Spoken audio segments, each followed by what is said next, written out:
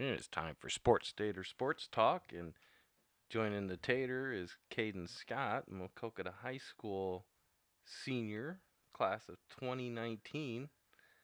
And we're going to start this episode by maybe talking about the NFL from yesterday and what really was a highway robbery of the Saints from going to another Super Bowl.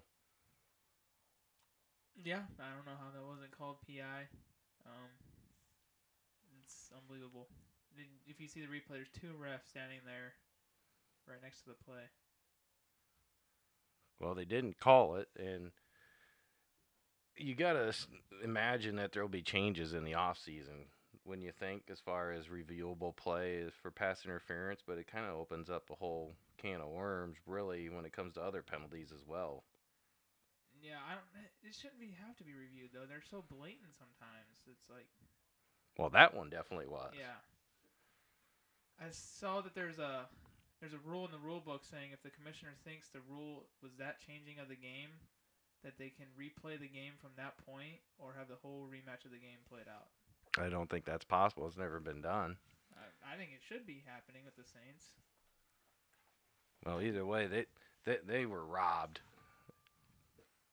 Change the whole game. and two officials were right there in the video replay, and both of them just signaled incomplete.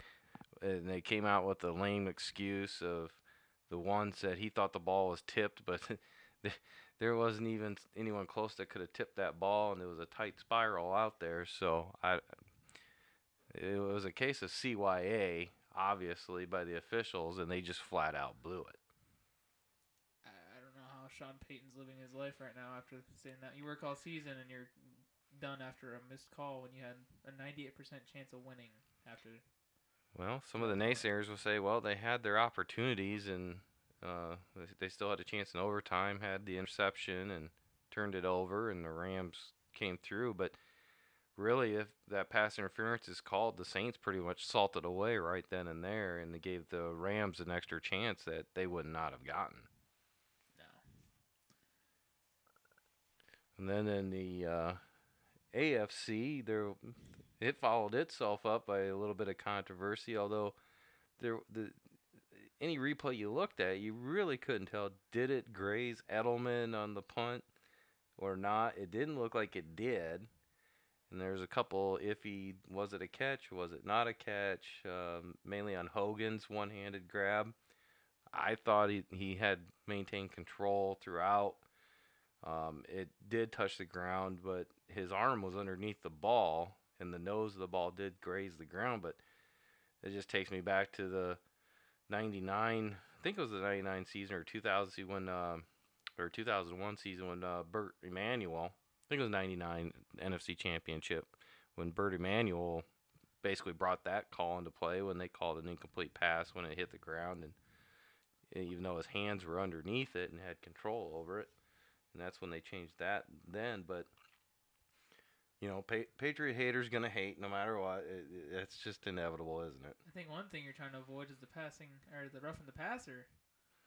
Yeah, that one you can't justify either. That one is incredible. Can't touch Brady anymore. And then the biggest outcry is, that was another overtime game. Chiefs didn't even get a chance to even touch the ball, so now both teams need a chance at the ball. Outcries coming, and That's part of the rule though. Like that's set in stone. I can live being the Chiefs knowing that that's already in the rule book and has been for years. But one thing I was thinking about who should get the ball first is who has more total yards on offense. Maybe that should decide it. You have the better offense throughout the game. Maybe you get the first shot on offense instead of a coin. You let a statistic throughout the game decide I haven't heard that who theory gets the before. ball.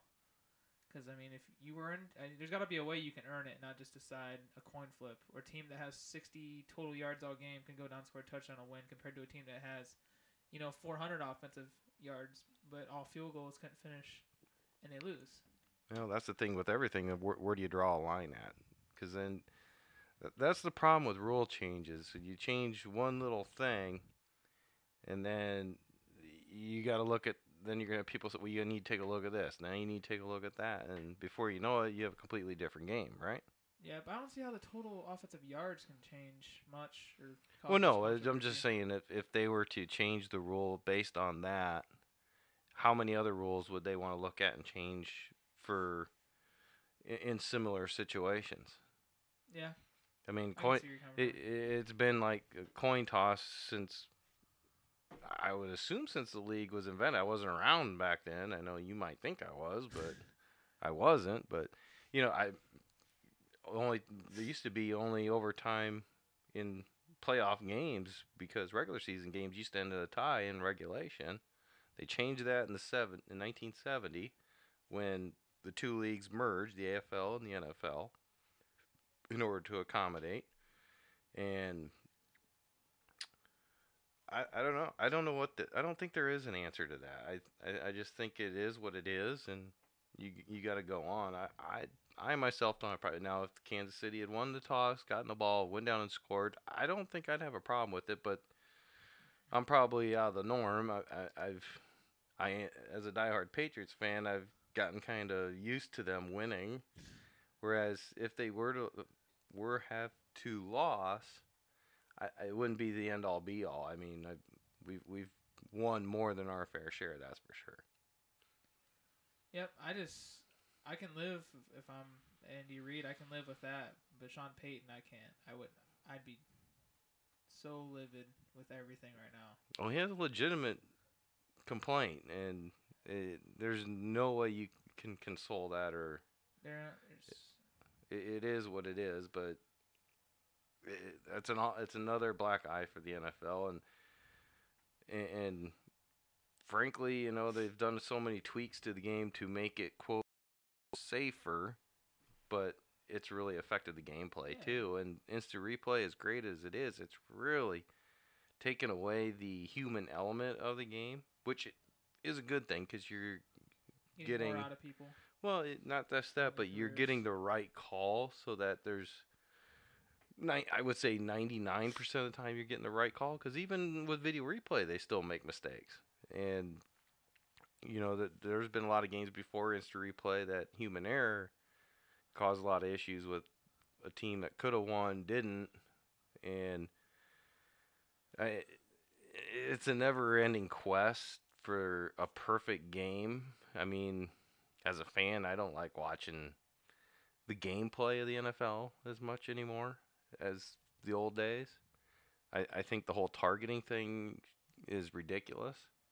I think the idea of getting rid of kickoffs is ridiculous.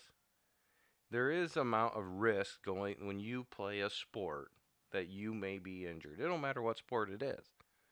Now, granted, NFL is a little more violent. Players have gotten bigger. They've gotten stronger. They've gotten faster. I get that. However, it is taken away from the actual gameplay of the game anymore to where it becomes unwatchable at times. Yeah, I mean, you got people in hockey. The objective isn't even to hit people hitting harder than you do in the NFL now. When the NFL's objective is to hit people, you got people out there that are wanting to hit that they can't. Well, that's true. And you see defensive backs now just lay off, and the receiver will make a Exactly. Get score. that Saints corner or that Saints safety that lost him the game, just dove right by him with his shoulder. He would have made a nice hard tackle if he was able to lead with his head or have square up instead of having to lean with the shoulder. I think the rule change really, everybody looks at him lunging out and making it a poor tackle. That's the tackling that they want you to make now instead of squaring up, hitting people as hard as you can. Anywhere you got to lean with the shoulder. Well, I think it needs to be thrown out. It won't. I know it won't. I'm a realist, but it does need to be thrown out. The whole targeting thing. It's probably the single most annoying rule there is to me anymore because of how it's called. There's times when what's a defensive player supposed to do when the ball carrier lowers his head at the same time you're lowering your head to hit him in the midsection and you end up going head to head. It, it's at such a there's such disadvantages to the defense in football anymore. It's just Really? it's not even funny. And then that's why you see all these 500-yard passing games Exactly. now and rushing. They aren't allowed to hit, so the offense is becoming easier. And then Not saying that offense is easy, but Well, it's not easy, but it has become easier. You're allowed to do more things. a lot more higher scoring games now. Like the Saints this year averaging 30 points a game. That's crazy. So do they need to start putting asterisks in the record books for all these things? No, No. no. Hmm. Well, so it's going to be the Rams and the Patriots, Super Bowl 53. You got any early predictions for that one yet? I think the Patriots have opened up as a favorite, which kind of surprised me. They Patriots just stop everybody. They make every team look like they haven't played football before. Sometimes, like the Chiefs, 0 points through the first quarter, I believe it was. First half. I was at baseball. I wasn't watching, but I mean, name another time the Chiefs have done that this year. I think that was the first time they were held scoreless in the first half, if I'm not mistaken. Exactly. 16 or 7, how many games they played extra from the playoffs, and that's the first time the Patriots and they got Sean McVay's offense is really good, but I just can't see the Patriots buckling under it. Well, here's the thing: the Rams have the ingredients to beat New England's offense. Hopefully, Todd Gurley can step up. Well, not so much Todd Gurley, but the Rams' defensive line reminds me a lot of the Giants' defensive line. They can't touch Brady. They can if they can find pressure up the middle. That's where you beat them. You have to have a pass rush up the middle with your defensive line. That's what the Giants did in both Super Bowls. That's the only way you can beat him and keep him and get him uncomfortable.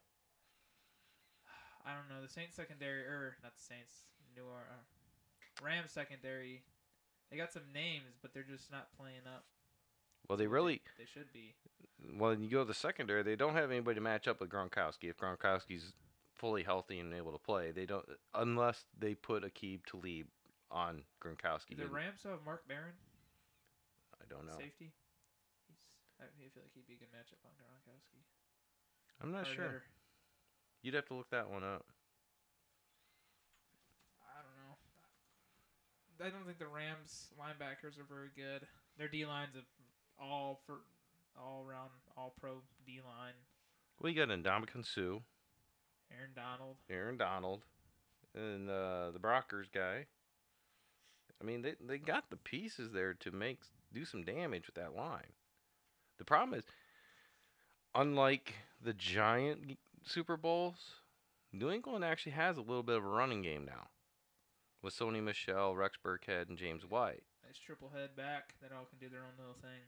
Sony Michel's the bell cow. Well, like yesterday, first half it was James White in certain situations, especially in the third and shorts, like 3rd and 4, and running just little draw plays to him and going off right tackle, and he was picking up enough to get a first down. I think it's crazy that you see some of the passing plays. White is like 7 yards behind the line of scrimmage catching the ball and going for 30. Well, that's all scheme. He doesn't even move from the back spot. And Tom Brady just backs up behind him and he dumps it off to him and he goes for 30. Well, that's all scheme. But he did that in the first half. Then you didn't even see him in the second half. Then they come back with Rex Burkhead. Yeah, fresh legs. I would assume that's what they were thinking there, or barring any injury that we didn't hear about. Well, that's enough for NFL. Moving on. What else do you want to talk about? NFL wise? No, other sports. Talk about basketball if you like. College or pro? Let's go with pro. Oh, great. I don't know much about college. See, I'm the opposite. Lakers. Well, Lonzo Ball got hurt the other night. Their whole team is hurt.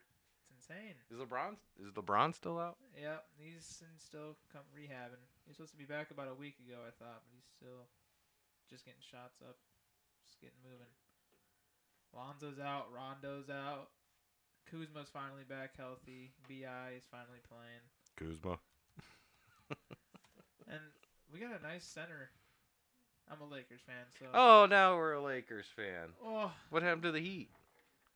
You know, I just like following LeBron and seeing his greatness. So you're a LeBron fan. You're not really a team fan. I like Lonzo Ball a lot. I've liked him ever since I saw his highlights in high school, and I've kind of like drawn to him, and I have like a fetish for him, I guess you can say. But I like Lonzo Ball, and I've was hoping so bad to go to the Lakers just so I can see him and LeBron team up.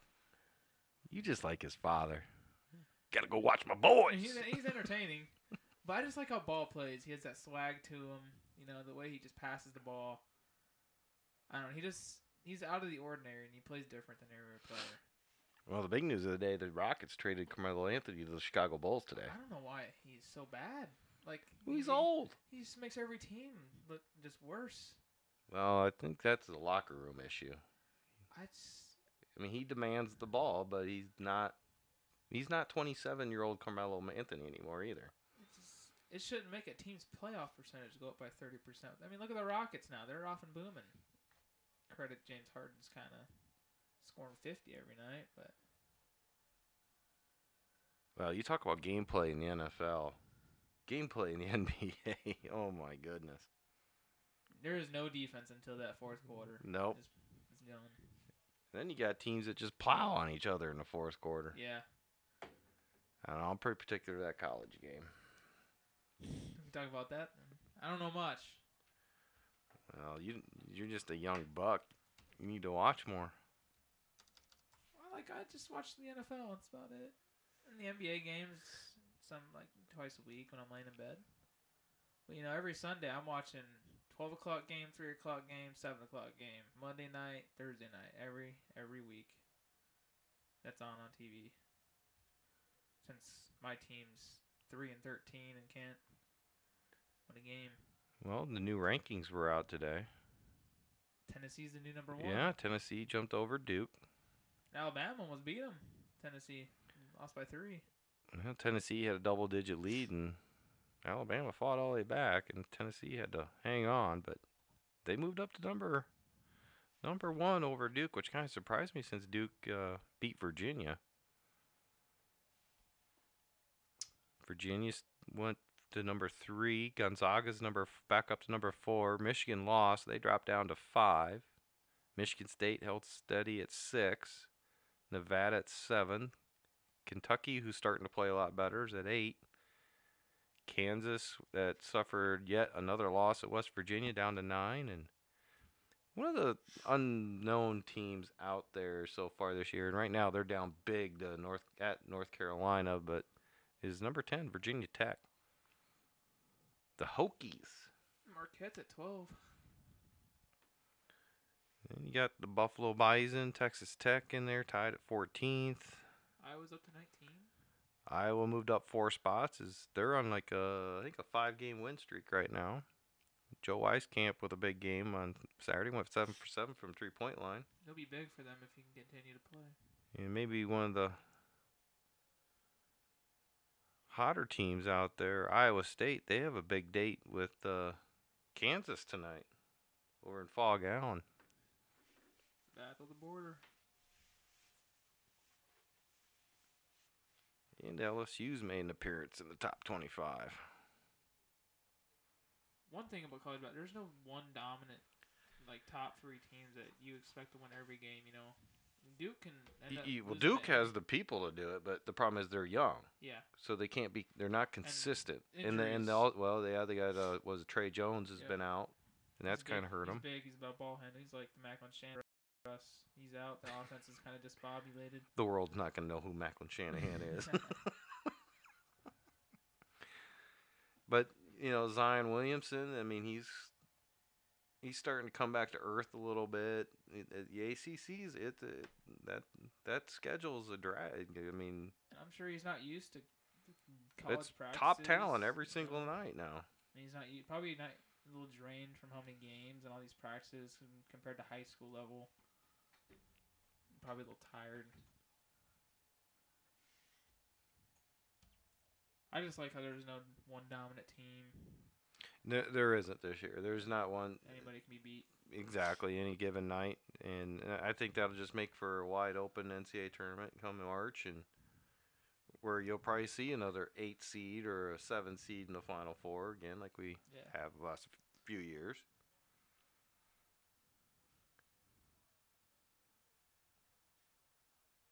Meanwhile, I think there's a big battle this week for people that like small college. I'm trying to find it.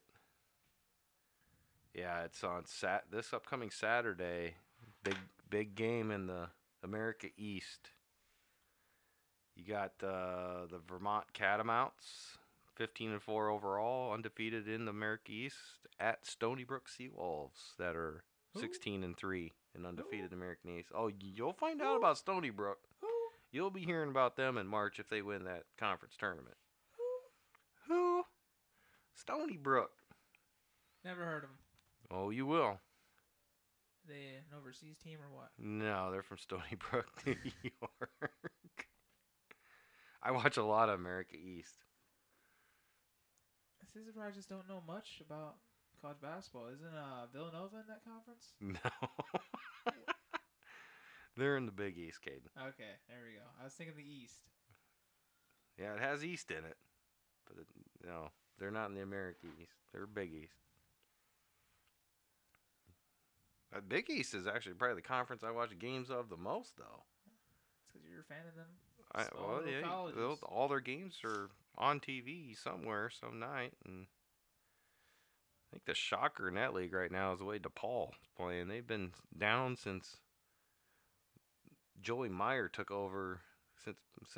They haven't actually been good since about 2000 season when they had Quentin Richardson for 2 years. And they're all of a sudden showing some signs of life over there in Rosemont, Illinois.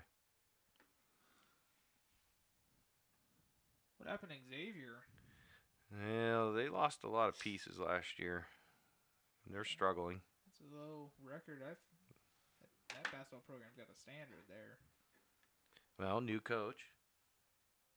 Because last year's coach went to Louisville, Chris Mack. Creighton's kind of struggling, and they looked beginning of the year that they were going to be a lot better than they are. Providence is struggling. Providence is basically Alpha Diallo and no help. Is that Kansas player back yet? Azubuike? Yep. I'm not sure. Let's look that up. It's a good thing we don't get paid to be professionals on this, huh?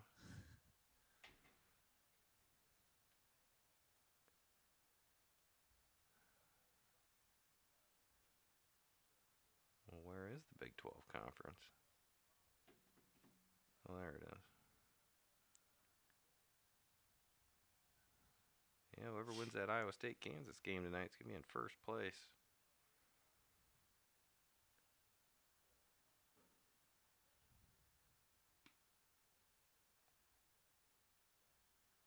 Just go to the box score. No news on the front page for Azubuike going to play tonight. Let's just go into here. 7-1.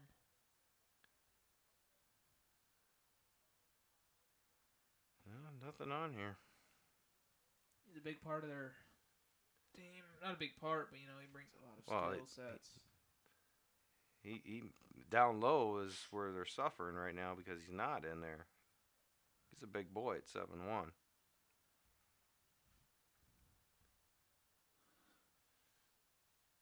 Let's move on to baseball.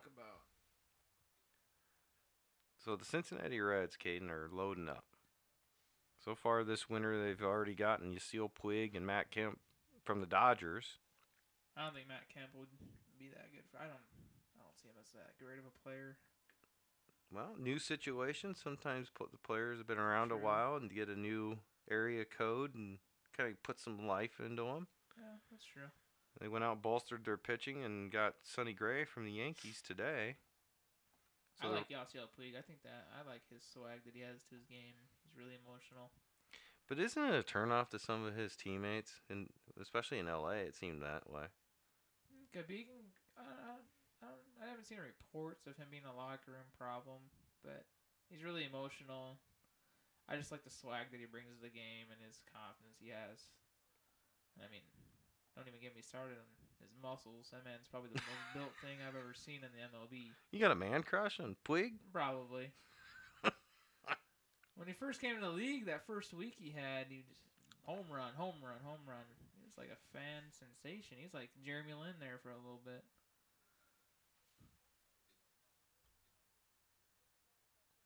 Philly's got McCutcheon. Really? Yeah. What'd they have to give up for him? Anything, or is he a free agent? Prospects, pretty much. Prospects and money.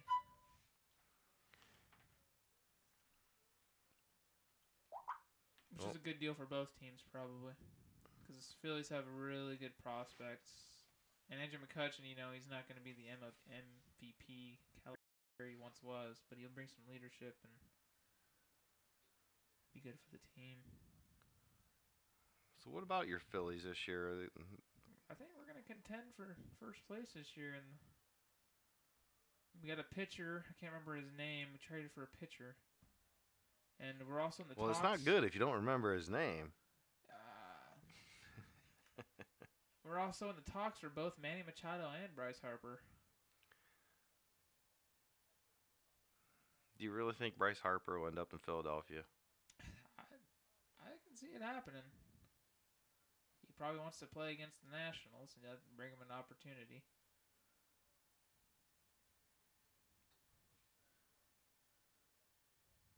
My favorite player is Odubel Herrera. That man, if you watch him play, he does not play baseball like anybody else does. His batting stance, how he plays the field, and his story's great. He was a second baseman, and he was told basically, if you want to play for us, you got to be an outfielder, and he changed into one of the best outfielders we got.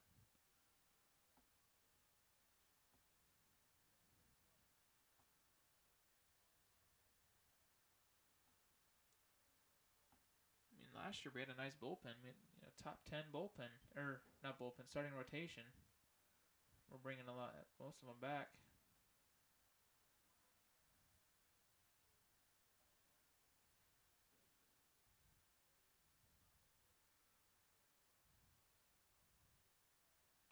Trying to pull up your pitching staff here. Like I said, we're not professional, Caden. Aaron Nola, hopefully we can give him an extension. Don't want to lose him.